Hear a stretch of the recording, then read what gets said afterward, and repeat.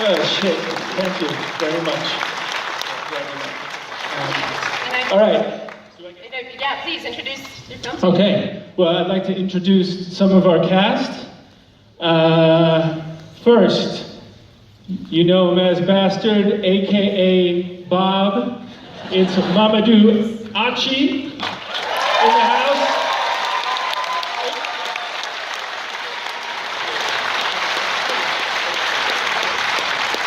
All right, his first time acting ever as Jerry, aka Jeromeo, aka Jerry Curls. It's Siddharth Dhananjay.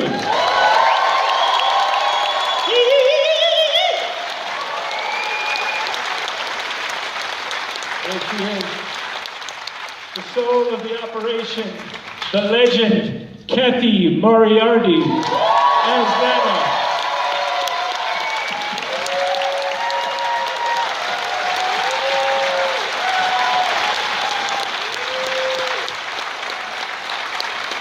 All right, the force of nature, Barb, aka Bridget, Everett.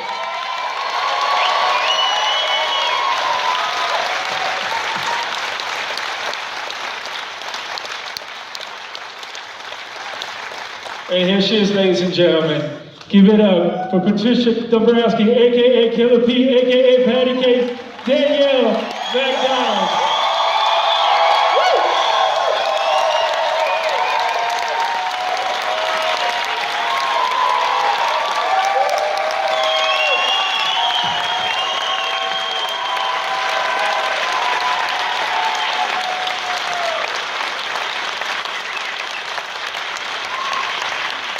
Now, if I could just get everyone to sit down. And everybody that worked on the film, if you could all stand up, please. We have the most amazing cast and crew, producers, composers.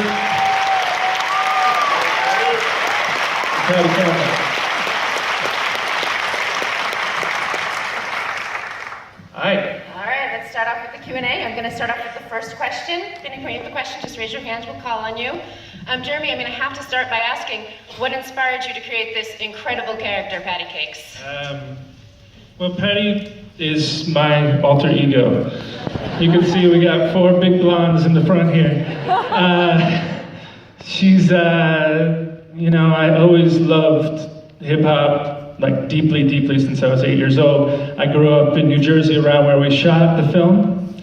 A lot of the people in the film are based on people that I knew and grew up with. And she just popped in my brain one day and was sort of a Valentine to the big, strong women that I grew up with. And I thought she would make an amazing,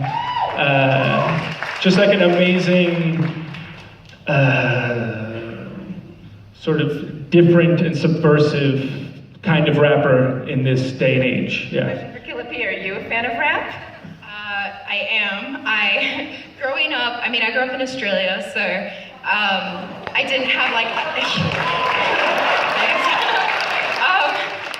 a huge influence of it, but it was funny because when we started working on this project, they would always be playing songs. I'm like, oh, I know all of this. I didn't really know the world or necessarily who was singing it or rapping, but I really learned. I worked on this with Geremy for the past 2.5 years, so I really did a lot of research.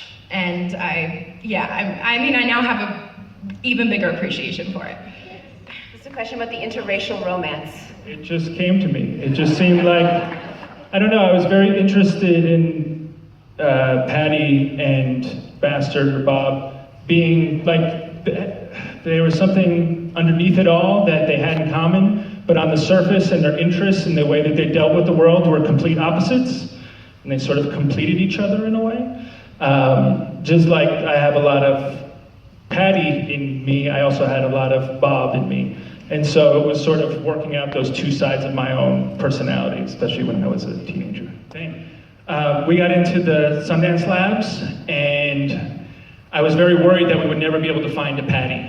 And I didn't want to go, I really wanted an actress for the role. I didn't want to do like a 8 Mile thing and get a rapper and then try to turn them into an actress. And so luckily, one of our producers, Noah Stahl, showed me a picture. Yeah, give it up for Noah.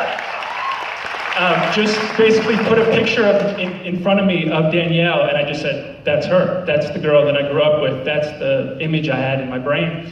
We brought her out. She'd never rapped before, never done anything musical before, and we just threw her into it, and we just started working on it. And like the minute we started working together, I just knew she was the one. And it was like a sports movie. We were gonna train. We were making her like a bodybuilder. It was just gonna take 2 years to get there. And we did. Bridget, I saw on the finale of the first season of Inside Amy Schumer, and my wife and I were just laying in bed, and she came on the screen singing something about Wu-Tang titties, and I said, that is Barb. That's the woman we're gonna, I don't know if she can act, I just know that's Barb, and luckily I convinced her to come to the labs, and you know, she's brilliant. She's absolutely brilliant.